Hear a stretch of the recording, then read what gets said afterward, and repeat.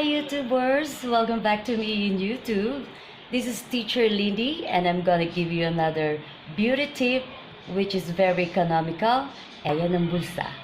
I just did this a while ago while I have this glowing and healthy skin. So let's find out! So ano nga ba itong mga ingredients na ginamit ko?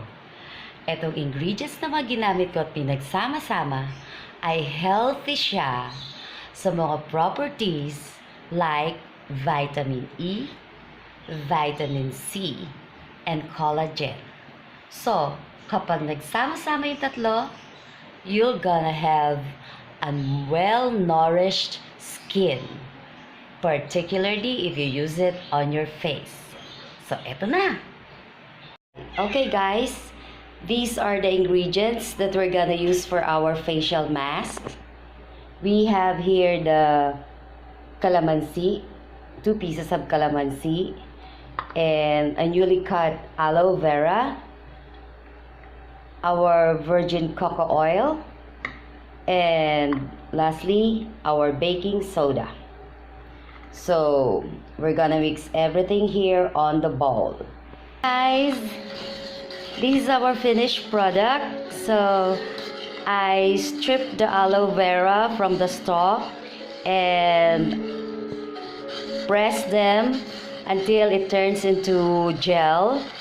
I added 1 teaspoon of virgin coconut oil plus 1 teaspoon of baking soda, and I sliced the 2 calamansi and pour the juice here.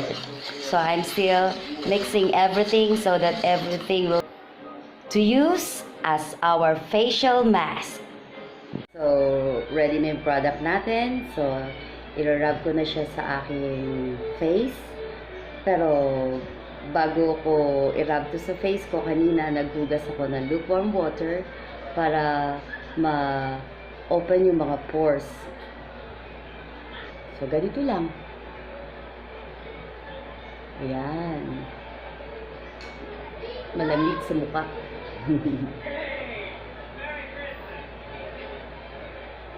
Nakita na nyo naman, pinakita ko kanina yung mga benefits ng mga ingredients na nilagay natin dito. So, yun ang gusto natin makuha.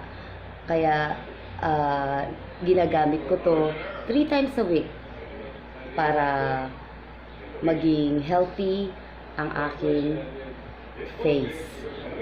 Ganyan lang, i-rub nyo lang.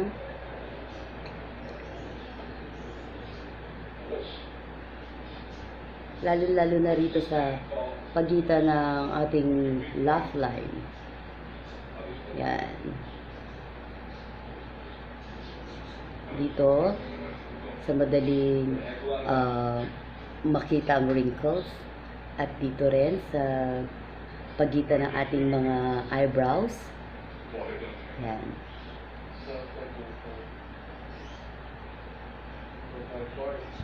Iwasan nyo lang wag pumasok sa inyong mga mata dahil masakit siya.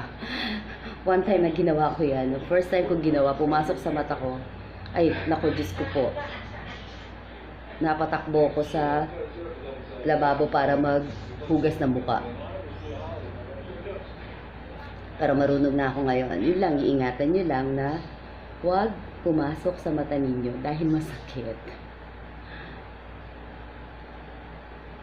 Okay, so evenly distributed na siya sa aking face lock.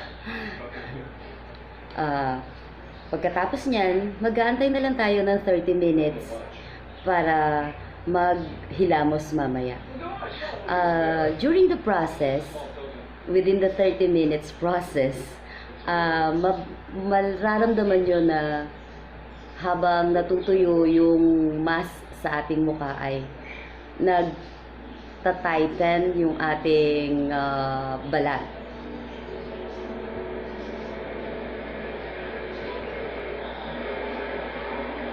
So, like what I've said, we'll just wait for 30 minutes. And after 30 minutes, papakita ko kung ano nang itsura ng aking skin. So, 30 minutes na. I'm gonna wash my face. Sorry, hindi ko gano'y bukas ang bibig ko. So, let's find out what's the result. So, I'm done washing my face. So, you just tap it with the face towel.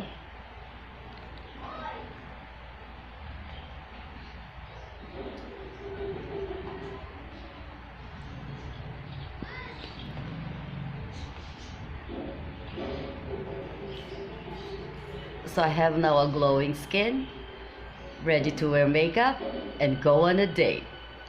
See you next time, Katubers, and watch out for more beauty tips, which is to become beautiful economically. Bye!